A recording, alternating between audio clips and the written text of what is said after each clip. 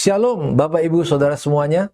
Salam sehat dan sukacita karena diberkati oleh Tuhan. Hari ini Rabu 4 Juni 2025. Kembali Mana Surgawi menjumpai Bapak Ibu Saudara dalam pembahasan seminggu bersama runtuhnya tembok Yeriko.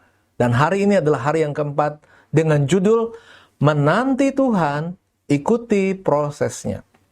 Mari kita membaca Yosua 6 ayat 15 sampai 16. Tetapi pada hari yang ketujuh, mereka bangun pagi-pagi ketika fajar menyingsing dan mengelilingi kota 7 kali dengan cara yang sama. Hanya pada hari itu, mereka mengelilingi kota itu 7 kali. Lalu pada ketujuh kalinya, ketika para imam meniup sangkakala, berkata Yosua kepada bangsa itu, "Bersoraklah, sebab Tuhan telah menyerahkan kota ini kepadamu." Seseorang berkata kepada saya, "Mengapa Tuhan tidak langsung saja membuat saya berhasil, sehingga saya bisa memanfaatkan keberhasilan tersebut untuk bersaksi di hadapan orang lain demi kemuliaan-Nya? Mengapa saya harus mengalami kesulitan-kesulitan terlebih dahulu?" Saya pun hanya bisa menjawab, itu adalah proses yang harus kamu lalui. Sabar dan jalani saja. Jika pertanyaan senada diajukan pada kisah runtuhnya tembok Yeriko, mengapa Tuhan tidak langsung meruntuhkan tembok Yeriko saja? Mengapa Tuhan tidak langsung memberikan kemenangan kepada bangsa Israel atas penduduk kota Yeriko? Mengapa bangsa Israel harus mengelilingi tembok Yeriko sebanyak 13 kali terlebih dahulu? Maka jawabannya tetap sama, yaitu dalam menanti jawaban Tuhan, ada proses yang harus diikuti. Bangsa Israel tidak diberi izin oleh Tuhan untuk menyerbu kota Yeriko begitu saja. Ketika mereka merasa sudah siap, mereka harus menunggu selama 7 hari. Mereka harus berbaris, berkemah, dan menunggu Tuhan bergerak.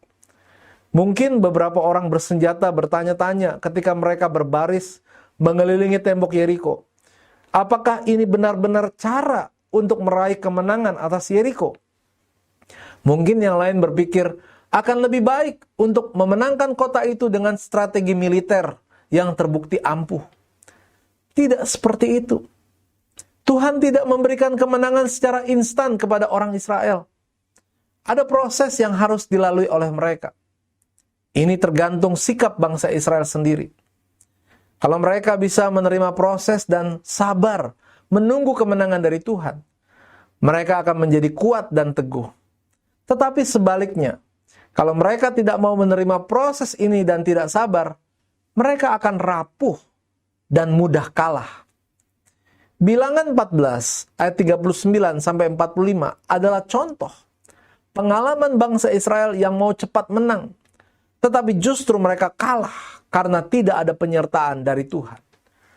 Demikianlah hal yang sama berlaku bagi kita.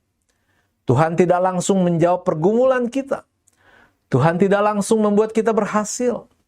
Tuhan tidak langsung membantu kita mencapai cita-cita kita. Sebaliknya, Tuhan mengizinkan kita untuk mengalami jalan yang panjang. Kita dituntut untuk sabar menanti waktu Tuhan. Sebab dengan bersedia menanti waktu Tuhan, justru kita akan mendapatkan berkat yang lain. Bagi orang yang rela menantikan Tuhan, maka Tuhan akan memperbaharui kekuatan orang itu sebagaimana dikatakan di dalam Yesaya 40 ayat 31. Tetapi orang-orang yang menanti-nantikan Tuhan mendapat kekuatan baru. Mereka seumpama Raja Wali yang naik terbang dengan kekuatan sayapnya.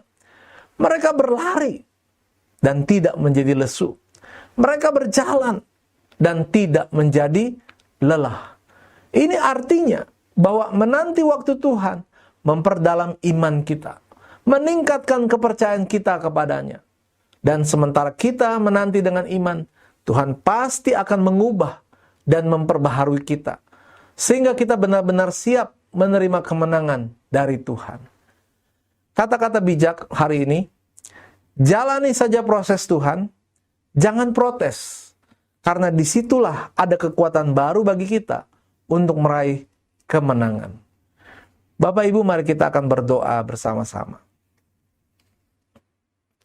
Tuhan, beriku kesabaran untuk menjalani proses dalam menantikan waktu-Mu untuk membuatku berhasil. Dalam nama Tuhan Yesus, kami berdoa dan mengucap syukur. Amin.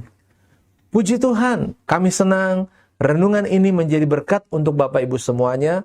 Tuhan Yesus memberkati. Amin.